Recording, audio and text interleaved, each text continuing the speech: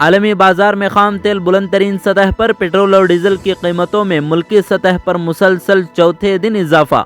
सरकारी oil marketing कंपनियों ने दोनों की कीमतों में 35 पैसे फी लीटर बढ़ाई कीमत। नई दिल्ली में पेट्रोल 108.99 रुपये और डीजल 97.72 रुपये फी लीटर अब तक की रिकॉर्ड पर पहुंच गया। बेंगलुरु में पेट्रोल 112.79 रुपये और डीजल 103.72 रुपये फी लीटर हुआ महंगा।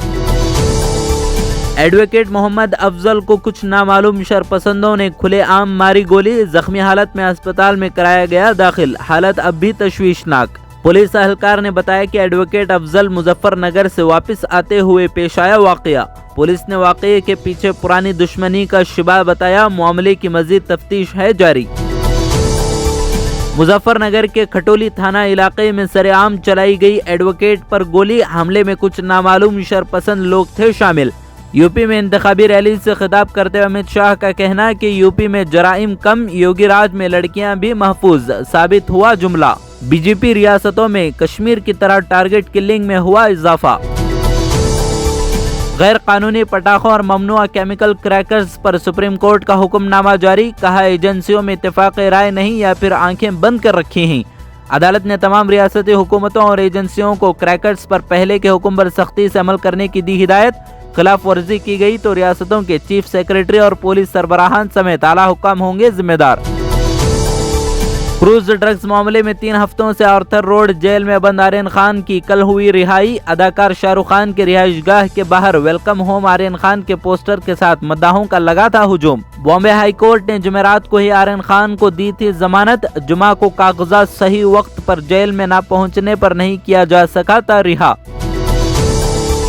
जमीयत उलमाए हिंद ने त्रिपुरा में फसाद ज़दा मस्जिदों, दुकानों और मकानों की तामीर नौ कराने का किया फैसला। फैक्ट फाइंडिंग वफ्द जनरल सेक्रेटरी की क़यादत में पहुंचा त्रिपुरा। वफ्द के सामने बड़ा चैलेंज, मुतासरा इलाकों का जायजा लेकर सबूतों को जमा कर असल हकीकत को लाना है सामने। हाल ही में त्रिपुरा डीजीपी ने मसाजिद में आगजनी के वाक़यात को बताया था फर्जी। लोकसभा की 3 और 13 रियासतों में असेंबली की 29 सीटों के लिए कल शाम वोटिंग का अमल हुआ मुकम्मल। वोटिंग अमल के दौरान सख्त सिक्योरिटी का इंतजाम किया गया और कोविड गाइडलाइंस पर भी सख्ती से किया गया था अमल। दादर हवेली, हिमाचल प्रदेश और मध्य प्रदेश में लोकसभा सीटों पर हुए ज़िमनी इंतखाबात। इसके अलावा 13 रियासतों में 29 असेंबली सीटों के लिए डाले गए वोट। महाराष्ट्र बीजेपी को अपने मुखालिफिन के खिलाफ सीबीआई का इस्तेमाल करना पड़ा महंगा। शरद पवार के स्ट्रेटेजिक समझदारी से घबराई बीजेपी। हर्षवर्धन पाटिल और पंकजा मुंडे जैसे लीडर अब खुलकर पार्टी के बारे में दे रहे हैं बयान।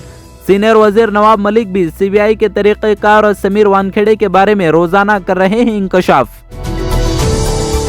मोहम्मद शामी के खिलाफ उठने वाली आवाज़ों को अब विराट कोहली ने भी दिया सख्त जवाब। कहा हम शामी के साथ 200% खड़े रहेंगे और बाहरी लोगों के बर्ताव का हमारे रिश्तों पर नहीं कोई असर। और कहा कि किसी भी शख्स को इसके मजहब की बुनियाद पर हदफ नहीं बनाया जा सकता, लेकिन कुछ लोगों का काम ही यही है। मोहम्मद शामी को हिंदुस्तानी टीम का अहम जुज़ दिया करार। कर्नाटक हुकूमत ने अक़लियती उमूर की वजारत से पूछा सवाल, गुज़िश्ता 25 सालों में कितने लोगों ने बदला अपना मजहब। बम्बई ने अक़लियती बहबूद को हिदायत दी कि गुज़िश्ता 25 सालों में धर्म परिवर्तन करने वालों के बारे में कराई जाए जानकारी मुहैया। ज्वाइंट सेक्रेटरी ने महकमे अक़लियती बहबूद को खत लिखकर 30 दिनों के अंदर मालूमात जमा करने को कहा।